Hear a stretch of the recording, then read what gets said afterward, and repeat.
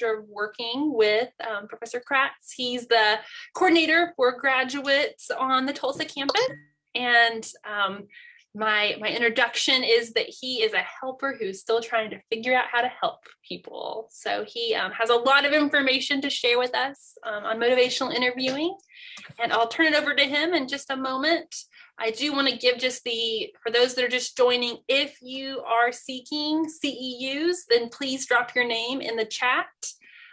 If you have any trouble with that, then you can email me. My name is also in the chat. It's jenniferdell@ou.edu. And let's give Professor Kratz our full attention, and I will turn it over to him. All right. Well, thank you, Jennifer. It's good to see everybody. So I'm gonna struggle this morning. I hate looking at my own PowerPoint while I'm talking to a group of people and I can't see your own faces. So those of you who are comfortable keeping your cameras on, I appreciate being able to move back and forth from talking to the tile of faces that I like to have on my Zoom view and then back to the PowerPoint. So we'll kind of go back and forth a little bit. So let's go ahead and get this started real quick. So motivational interviewing. Yeah, I was just calling. Are you an intake? You got somebody who's unmuted. Please mute. Yes. So motivational interviewing and counseling. We got 45 minutes, and this usually takes me about 4 hours to talk about. So we'll see how it goes. I think that sort of when I was thinking about this topic, when Professor Tarpley suggested it, I decided not to change the name of the presentation because it's actually kind of an interesting question. This idea of like, when does motivational interviewing make sense in counseling? And, it's such a simple question, but it doesn't really have as simple an answer as you might think. It's important to use MI when it makes sense is sort of the short version of a way we think about it. We don't just do things because we do them intentionally as therapists. We're professionals. And so, thinking about when it makes sense is a big part of what it means to think about using MI in counseling. And, and when we're technical, there's plenty of examples of where by the book motivational interviewing actually represents pretty bad practice. And so let's take a moment just to review the basics of motivational interviewing before we go further into this discussion. At its core, motivational interviewing is just having a conversation with your client about change. And so that's the first clue about when it makes sense, right? So by definition, MI, at least if you're doing it by the book, by a technical definition of MI, it makes the most sense when you're working with somebody who's struggling with a difficult change, when they're, having some pretty deep ambivalence about some sort of specific intrapersonal difficult change in their life. And that sentence I just said has a lot of clues about where it makes sense, but then of course also where it doesn't make sense. Right out of the gate, we have a few ways of thinking about where MI may not be the best fit. So the first example would be if the person is not ambivalent, right?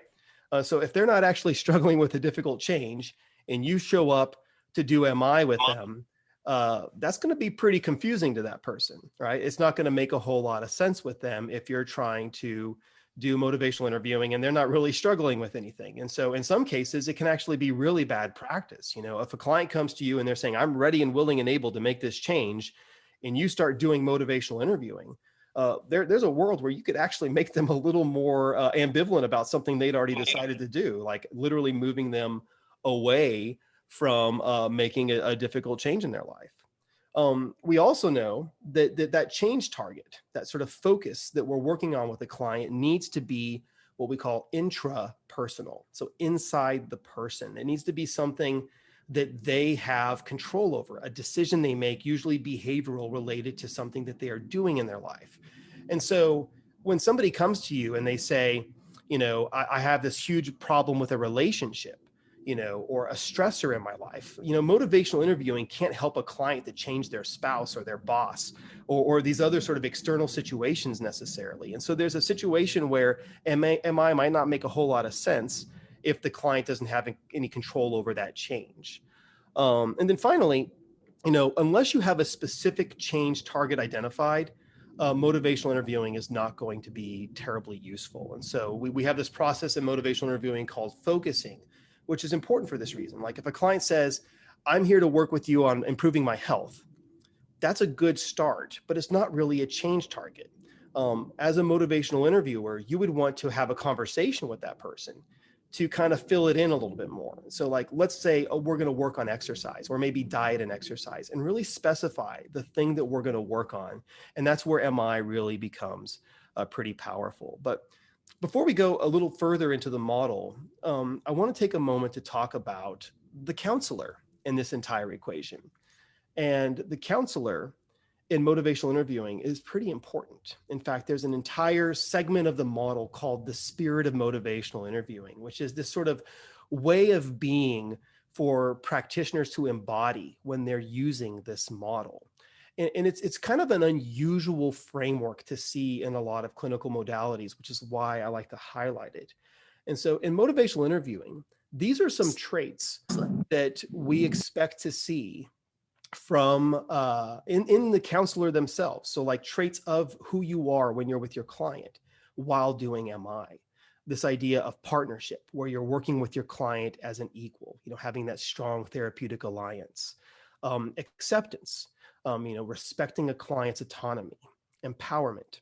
Empowerment is huge. This idea that the client should be doing most of the talking and that we're helping them oftentimes to identify their own solutions to their problems.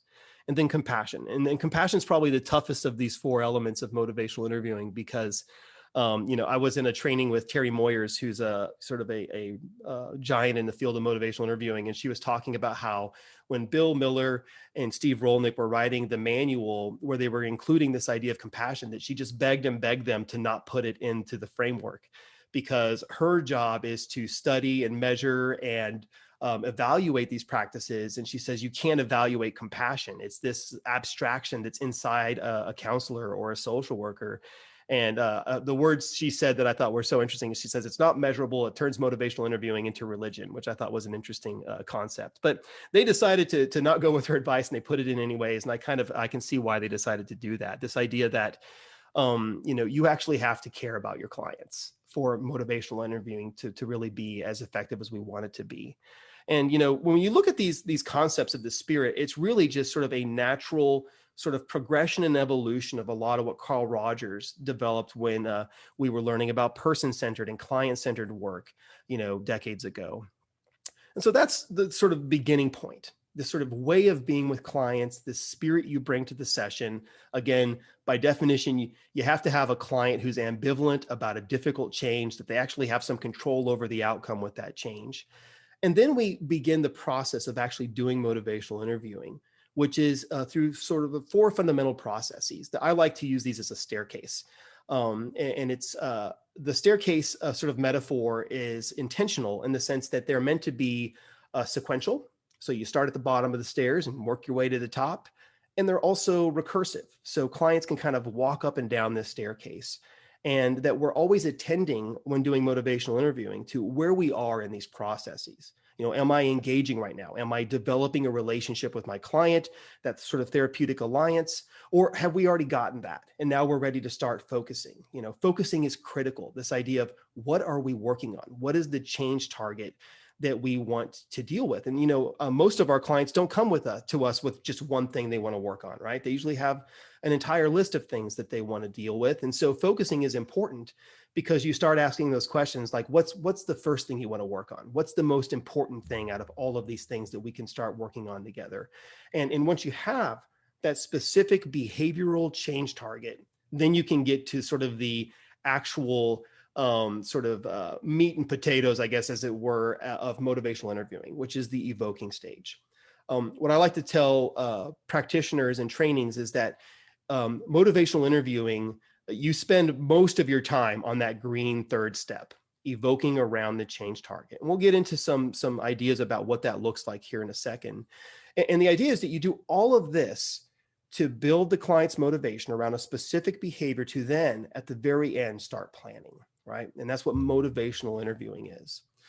So how do we do this? When I ask a lot of students to sort of tell me what they know about motivational interviewing, it's not uncommon for people to say, that ORS, that's what I know about MI. So open questions, affirmations, reflections, and summary statements, and informing and advising. And it's true that ORs are a critical part of the model, and they're an important tool. But something that's also important for us to understand is that these are not new. They weren't created by motivational interviewing. And in fact, really, a lot of folks would argue that these different skills are just good clinical skills in any modality, not just within motivational interviewing. It's only when we take these skills and use them in very intentional and specific ways that they become motivational interviewing. And so some of these are pretty self-explanatory, things like open questions, asking a question to the client that promotes their voice that can't just be answered with a simple yes or no. Affirming the client. This is usually in the form of a reflection where you notice they did something, positive, and you're going to affirm that decision they made. You're going to point it out to them.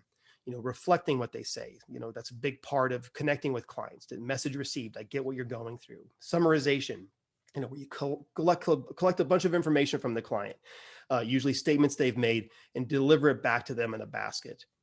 And then finally, informing and advising, which is a little more of a complex skill, but it's a really interesting way of thinking about working with clients when in the back of your mind, you're thinking, I think that there's missing information here. So if you're working with a client and you're thinking, I don't think they actually know about, this important piece of information that would be a good thing for us to consider in our conversation.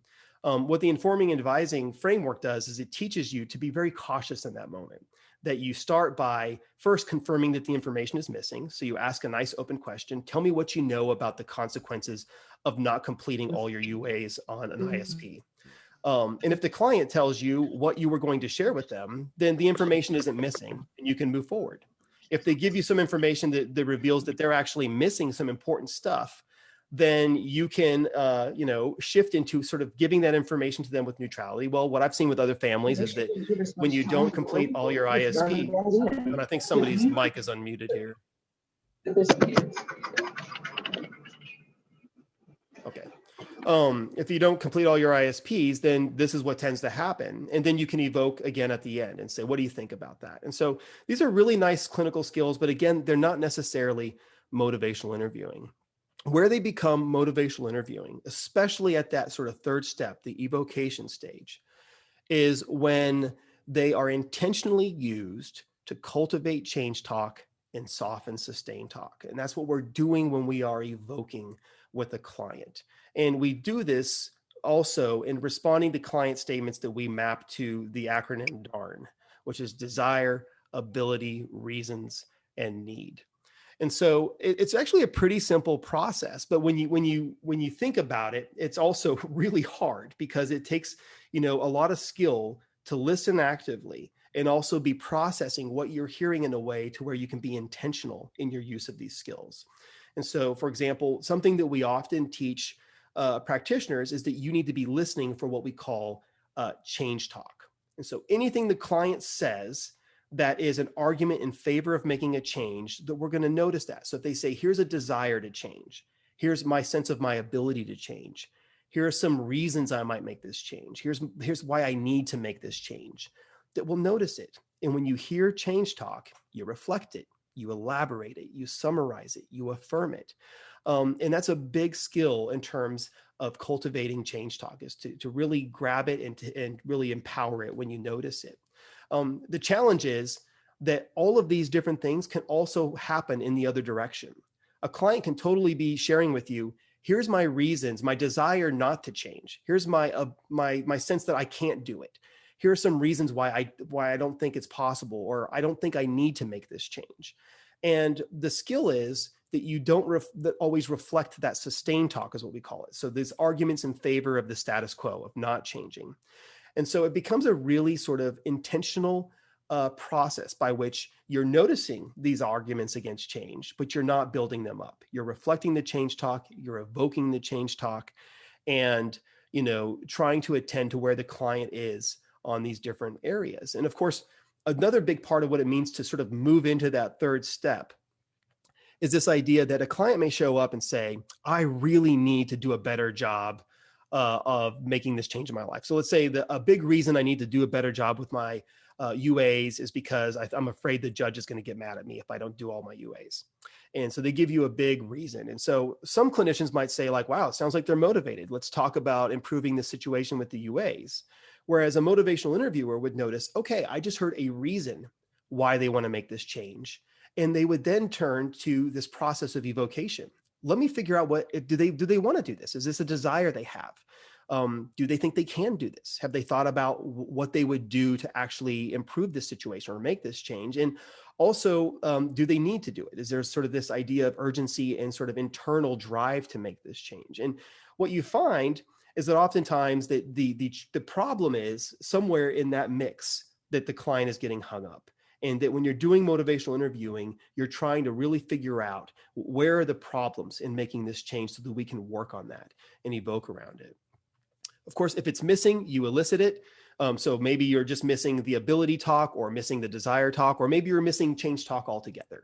You need to draw it out. As a motivational interviewer, you're asking open questions intentionally so that you can basically cultivate some change talk from your clients. So you might ask, what are some real downsides to keeping things how they are? What are the disadvantages of the way things are now?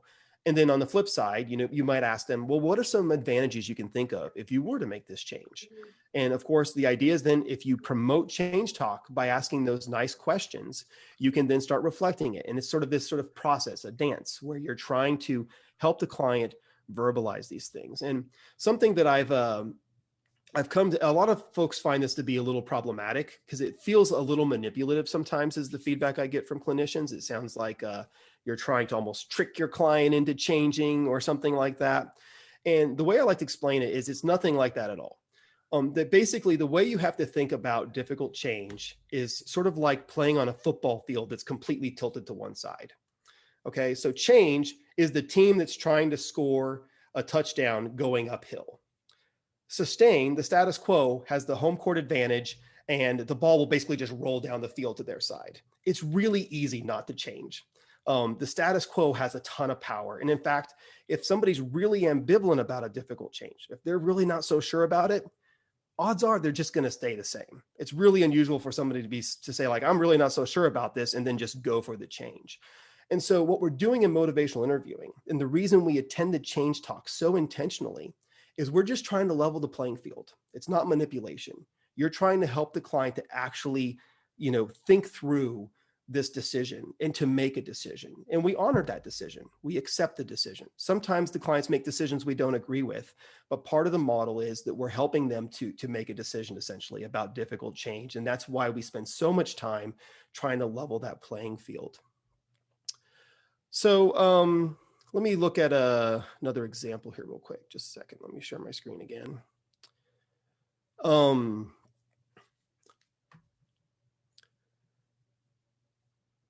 So if we have a client, and this is sort of what we're talking about in terms of attending the change talk, that says something like, I really don't want to stop smoking, but I know that I should.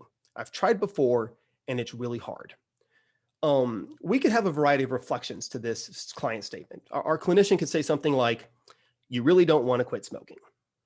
Or they might say, you're not sure if you can quit. Or maybe they'll say, it's pretty clear to you that you ought to quit. Now, what I want you to notice here is all three of these are actually pretty decent reflections. They're all reflecting what the client said. They're really connecting with the meaning of what the client is saying. But only one of these is reflecting the change talk, right? Some of these are actually doing the inverse of that. They're reflecting sustain, the status quo. They're building it up. It already has the home court advantage. It doesn't need your help, right?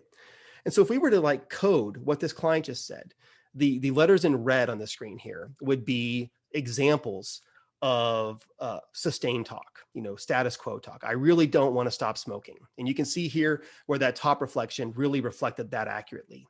Or it's really hard to stop smoking, where the second reflection really sort of captured that sense of lack of ability. But the third one found the little nugget of change in the middle there. And that's sort of the skill of motivational interviewing, is to listen attentively. And when you notice change talk, you reflect it. I've tried before in yellow because I think that one's a little bit wobbly. It's technically sort of a sustainy kind of language, but I think there's something to affirm there. I could see an affirmation or something where you say, you've been trying really hard. to make this change. And you just haven't found the right fit yet to actually stop smoking, right? And so you could maybe turn that into some change talk or something that you could use to elicit it. All right, so this is, motivational interviewing, pretty straightforward. You're cultivating change talk, softening sustained talk. It's an evocation process. And eventually you start hearing some clues that maybe your client's ready to start planning, right? You start hearing what we call darn cat language, which is the same desirability, reason, and need statements. And of course, these need to be very prominently in favor of change. But then you also start hearing things about commitment, activation, taking steps, these ideas that they're already maybe starting to make the change on their own a little bit. And when you start hearing that language, maybe they're ready to start planning. And so this is where we do what we call a testing of the water, which is where you do a recapitulation of all their change talks. It's basically a giant summary where you selectively pick out some of the most significant change talk and maybe throw a little sustained talk in there as well. So it's an accurate recapitulation of the client situation. Give it back to them in a little basket. And then you ask a key question. What do you think you're going to do next? And then a pregnant pause. And the pregnant pause is important here because as clinicians, we tend to have, the instinct to keep talking. Whereas what you've done here is you've given them all of their reasons to make this change, sort of their own argument in favor of making the change. And now you're putting all of the pressure on them to make a decision. Sometimes what happens when you do this is the client says, yeah, well, and then they say some things about not changing, in which case all that you've discovered is they're not ready yet. So you go back into evocation, or maybe you need to adjust your focus or something. But sometimes they'll say, you know what, I think I'm ready to do this. And that's how MI works. And so when we ask the question, when does motivational interviewing make sense in counseling? Part of the answer is that sometimes motivational interviewing is the intervention, right? That sometimes what you're doing is this person's ambivalent about a difficult change. And so I'm using motivational interviewing to help them make that decision. And so it literally is the therapy I'm providing, the intervention I'm providing. We also have examples, if you can imagine the sort of like the staircase, and at planning, what you're thinking is this client really needs to do some CBT, that where motivational interviewing becomes a sort of transitional modality. Maybe they weren't ready for CBT right away, but we're going to do some motivational interviewing for 2 or 3 sessions or as long as the client needs. And when they're ready to start planning, we can then start talking about what it means for us to do CBT together. And so it becomes this sort of transitional modality. But there's also another dimension to this question. And this other dimension, I think, is where we shift our focus away from motivational interviewing and actually kind of go to sort of this other aspect of what we've been talking about, which is sort of counseling in general, sort of the other side of this issue. And, sometimes you'll hear people talk about, integrating motivational interviewing into their counseling or some different ways that it can continue to be relevant, even when we're doing other modalities. But I also think it's interesting for us to just kind of take MI off the table for a little bit and just ask the question, how exactly is it that counselors help people? How do therapists and clinicians help people with problems in their lives? And usually the answer we get to this question is some combination of these kinds of words. We say, well, the way counselors help people is we give them treatment or therapy or interventions. And of course, that begs the question, how do you figure out what the right fit is for your client? And, this is case conceptualization, basic sort of social work and clinical skills. This idea that we engage with the client and figure out what's the problem you're dealing with. We use our theory and our knowledge of sort of, human development and lifespan and all of these different things to try to figure out why we think it's happening. And some combination of the information we get from what the problem is, sort of the etiology, why it's happening, will point us towards what we call, evidence-based or evidence-informed practice, which is the intervention we're going to provide. And so this is a common sort of framework we think about when folks ask the question, how do counselors help people? This, so far so good. Basically, evidence-based practice is the answer to this question. You just identify what the client's problem is, why it's happening, find what the research tells you to do, and you're off to the, to do the job and to provide that intervention for your client. But unfortunately, there's a big problem with this whole process. And there's many different elements to it. I mean, on one level, there's a lot of research that really kind of clouds the waters a little bit around this issue of evidence-based practice. I mean, when you look at a lot of different interventions and some research that shows comparisons, especially between different interventions, we start to get a sense that there's something else going on. You know, it's really prominent whenever you see there's these studies that show the client outcomes from intensive CBT or DBT, and then also client outcomes from 2 or 3 sessions of motivational interviewing, and seeing similar impacts across these like vastly distinct modalities. And so that kind of is a challenge to the evidence-based practice framework. But there's also one other element to the story that I wanted to focus on, which is something that's demonstrated by some research done by Bill Miller decades ago, where what he did is he had a group of 9 counselors in this study that he was actively supervising and working with. And he trained all 9 of them in the exact same behavior intervention modality. So they're all doing a very sort of manualized, structured intervention, all doing the same thing. And he had them work with their caseloads over a period of time and started mapping client outcomes from these interventions. And this is what the data looks like.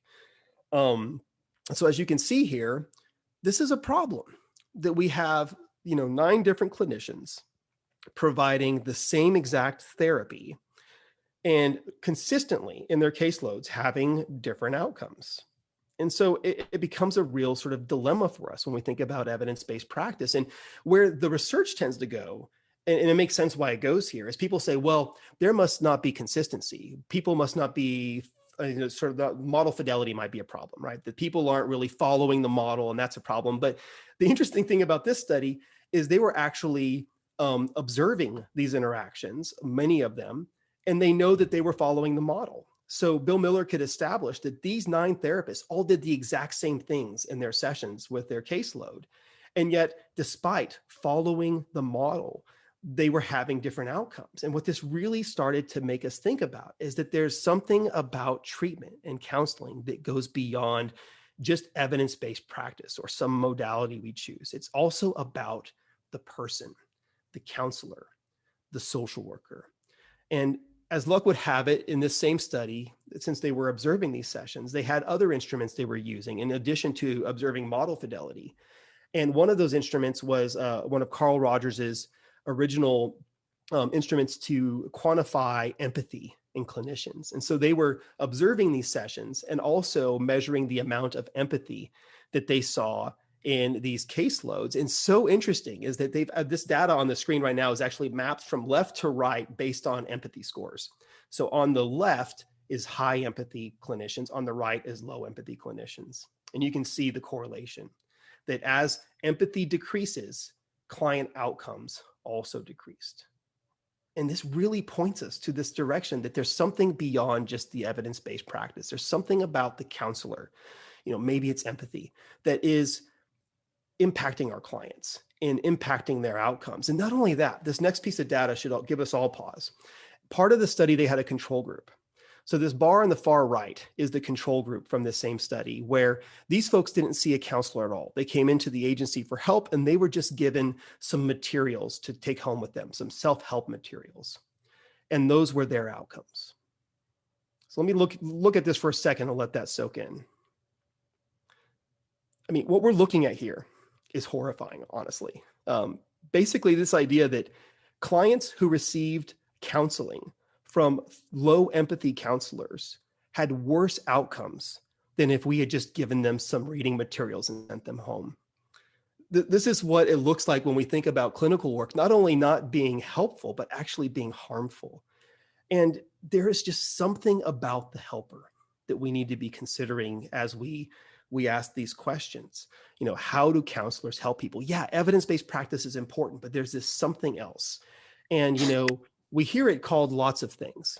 People say it's sort of a way of being or clinical presence. And, when you start using, phrases like that, everyone gets uncomfortable. I talked about Terry Moyers's discomfort with the concept of sort of compassion being included in motivational interviewing. And it sort of gets sort of metaphysical and sort of abstract when we use this kind of language. But we talk about this in social work school, right? We talk about the importance of engagement, the maybe role of personality and sort of personal traits, or the importance of developing a strong working relationship with our client, therapeutic alliance, that there's something about these little things we do as helpers that has an impact on how effective our evidence-based practices are.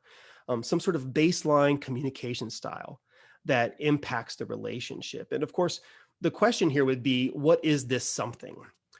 We already established with Bill Miller's research that empathy sure seems like a logical target, that maybe empathy has something to do with why people get better when they go to counseling.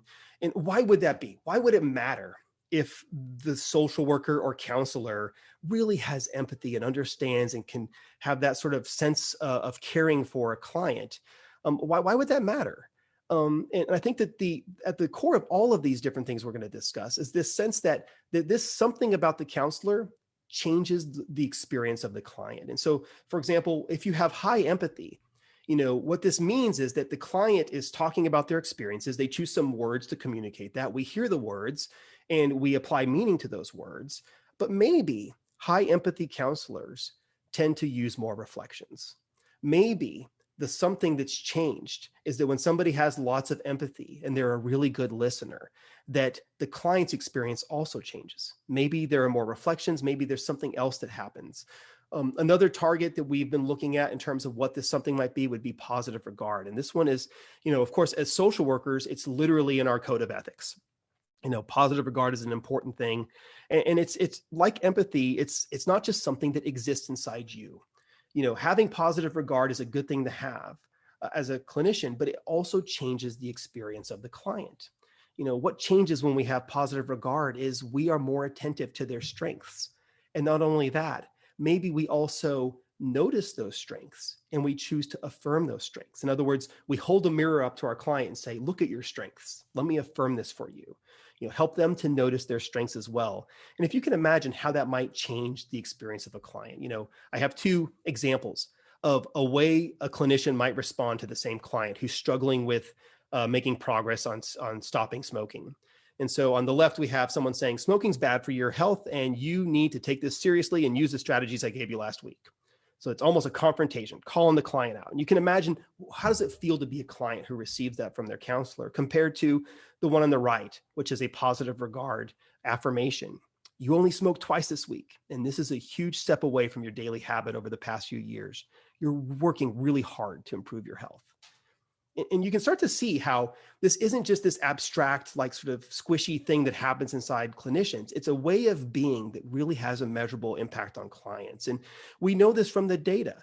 There's research that shows pretty significant improvements in outcomes when the same intervention is provided, but when you have higher positive regard from the clinician, that you have better outcomes. So it's more than just the intervention. It's about this clinician and their positive regard. You can look at Marsha Linehan's really incredible research comparing DBT that has sort of positive regard as a core element to just regular 12-step interventions, and how, significant benefits that when you have higher positive regard in modalities built into them, but also within clinicians, that you see less defensiveness in clients, less attrition from caseloads, better outcomes in general. And so it's just an overall change in the way services are delivered. Some other things we could look at would be acceptance and focus. Acceptance is this idea of, respecting a client's autonomy. And something that I think is so interesting about this is the way clients interpret acceptance is they don't use the word acceptance. When you have a high acceptance clinician interacting with a client, the way they describe that experience is, my counselor respects me. Just think about that for a second, that the difference between having a counselor who really has this sort of way of being that is accepting is the difference between a client feeling like their counselor respects them or maybe doesn't respect them. We could also look at things like, focus, which we already talked about as it applies to motivational interviewing. But this idea that, working together and having a shared focus, taking the time to actually develop that alliance is one of the most predictive, factors in positive outcomes. In fact, it accounts for 7 times more of the variance in outcomes than the chosen therapy model. All right. Just listen to that for a second. It is more significant and helpful to your client that you have a therapeutic alliance than what you choose to do with them. CBT, DBT, ACT, it doesn't matter which one of the alphabet soup things you choose. If you don't have focus, that is associated with poor outcomes for clients. And so you can start getting the sense, I'm making my case here. I only have a few other items to kind of describe this, that there are these traits about counselors that change the experience. Another thing we've been looking at is curiosity. Having a way of being curious. How does that change the experience? Is that you're going to be more evocative. Curious counselors ask good questions because they're curious. They want to know. And we know that talk therapy is most useful when the client is doing most of the talking. And that, again, most of our clients actually don't need a lecture. Whenever we are doing most of the talking in this therapy session, we're probably just giving them lots of information. And implied in that is the idea that the problem with this client is that they're missing information, which isn't always true. We talked about the elicit, provide, elicit model and this idea that sometimes it's not about missing information. It's just that the change is hard. And that's why curiosity is so important. And, we spend a lot of time at the University of Oklahoma talking about hope. And I think this is one that is really, there's a lot of potential to this framework for thinking about this, something about counselors that makes them effective. And, hope in our clients is where we usually focus, but I think it's important for the counselor to also have high hope. You actually have to be optimistic and believe that the treatment you're providing is actually a pathway. It's way power to achieve the client's goal. And that when you don't have hope as a clinician, that changes something about the experience of the client. And so how do counselors help people? There's evidence-based practice. Yes, it's important, but there's this something else behind this whole process. These are just, 6 items that I've identified. In the literature, there's, lots of different frameworks and ways that researchers and clinicians are coming at this question. But it seems like these 6 items are some pretty likely candidates for being included in the list of traits in counselors that really help, supercharge our practice. And, empathy, positive regard, acceptance, focus, there's something about this way of being that really is useful. And one way that I've heard it explained that I found really compelling is that if you think about counseling as a song, and so what counselors do, how we help people is a song, that the modalities and manuals and treatments, those are just the lyrics to the song. And the way of being, your clinical presence, is the music. And so when we ask, how do counselors help people? Maybe we need to revisit our priors about evidence-based practice. Sure, CBT, ACT, MBCT, IPT, all the different acronyms may be exactly what your client needs from a counselor. But what if these modalities are just the words to a song that also needs music? And maybe these items on the left are some clues about what that music might be. And those of you who know MI well have probably already figured out the twist here, which is, man, this sounds a whole heck of a lot like motivational interviewing.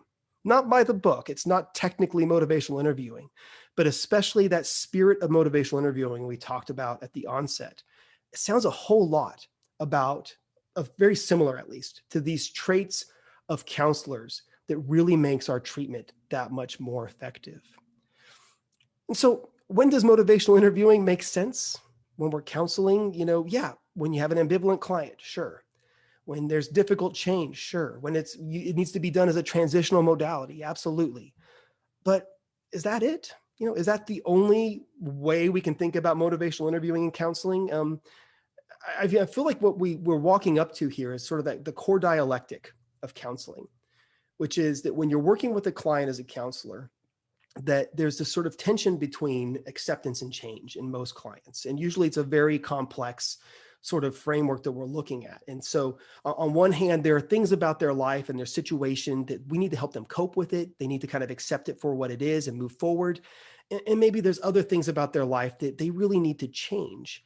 And of course, motivational interviewing really leans into that change part of the dialectic. And what I'm suggesting is that maybe there's some role for motivational interviewing in these other spaces as well. Maybe not by the book, maybe not the technical definition of motivational interviewing, but that maybe there are many elements around behind MI that actually make sense outside of your traditional change framework. Maybe, the spirit of MI is something about what that extra piece is that we're looking at, that sort of way of being of clients. That maybe motivational interviewing is a way that we can add words to the music. And that when we hear this from practitioners a lot, that people say, I don't really stop the spirit of MI. I don't say like, I'm doing MI, so now I'm embodying the spirit of MI and I'm going to do it. It becomes a way of being. This idea that when you do motivational interviewing and you get good at embodying these principles, it's just what you do. You may not always be doing technical MI, but you're always presenting yourself, or you tend to more often than not present yourself embodying some of these traits. And this idea that motivational interviewing and some of its underlying principles might be a pretty significant part of this puzzle of how counselors help people. And that when we add music to the words, that's what it means to do better CBT, or to have more impactful DBT, or, to be more seamless in the identification of pathways when we're doing solution-focused therapy. So to finish our time together, I'm looking at my watch. I think I have just enough time to do this. And so pat myself on the back for getting this done in almost 45 minutes exactly. I'm going to read a children's book to you that I think does a really nice job of describing this something extra, this way of being that I would propose is the music behind the words in counseling. And some of you have likely read it. You maybe even have used it with your clients. It's called The Rabbit Listened. So one day, Taylor decided to build something new, something special, something amazing. Taylor was so proud. But then, out of nowhere, things came crashing down. The chicken was the first to notice. Cluck, cluck, what a shame. I'm so sorry this happened. Let's talk about it. Cluck, cluck. But Taylor didn't feel like talking, so the chicken left. Next came the bear. Grawr, how horrible. I bet you feel so angry. Let's shout about it. Grawr, rawr, rawr. I usually do better voices when I'm reading this book to my kids, but this will do for here. But Taylor didn't feel like shouting, so the bear left. The elephant knew just what to do. I can fix this. We just need to remember exactly the way things were. But Taylor didn't feel like remembering, so the elephant left. One by one they came. The hyena, hee, let's laugh about it. The ostrich, gulp, let's hide and pretend nothing happened. The kangaroo, tisk, tisk, what a mess. Let's throw it all away. And the snake, shh, let's go knock down someone else's. But Taylor didn't feel like doing anything with anybody, so eventually they all left, until Taylor was alone. In the quiet, Taylor didn't even notice the rabbit, but it moved closer and closer. Together they sat in silence until Taylor said, "Please stay with me." The rabbit listened. The rabbit listened as Taylor talked. The rabbit listened as Taylor shouted. The rabbit listened as Taylor remembered and laughed. The rabbit listened to Taylor's plans to hide, to throw everything away, to ruin things for someone else. Through it all, the rabbit never left. And when the time was right, the rabbit listened to Taylor's plans to build again. I can't wait, Taylor said. It's going to be amazing. So I feel like this book, as children's books tend to do, really captures a lot of this sort of spirit of motivational interviewing we're talking about. And, what I suggest is that it also is a useful way of thinking about not just doing motivational interviewing from a technical standpoint, but a way of being with clients that might be what it means to have MI that kind of integrates into other parts of your practice as counselors.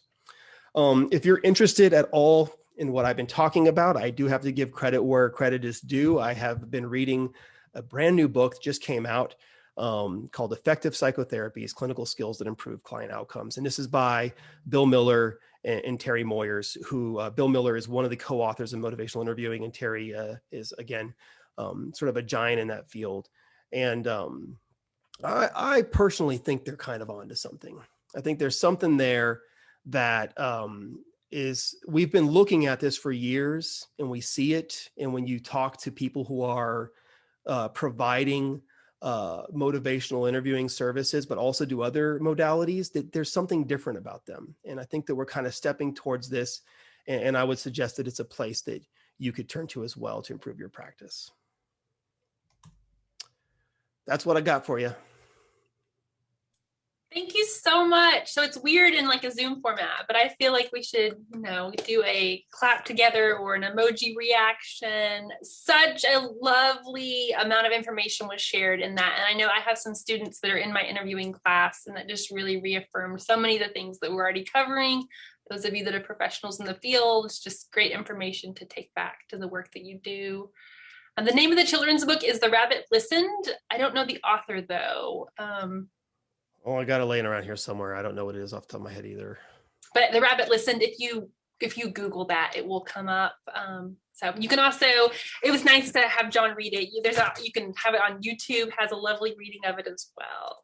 So wonderful job. If you are seeking CEUs, please make sure your name is in the chat. There is lots more to come today on this Zoom link of additional content. So hopefully you'll come back or stick around. The evaluation that was sent, there's just one per day for the professional development events. So if this is the only session you're attending, then please fill that out to get your CEUs. If you're attending other sessions today, you can wait till the end of the day to complete that. Thanks again, Professor Kratz, and we'll stay on for a second in case anyone has any additional needs. Thanks, everyone.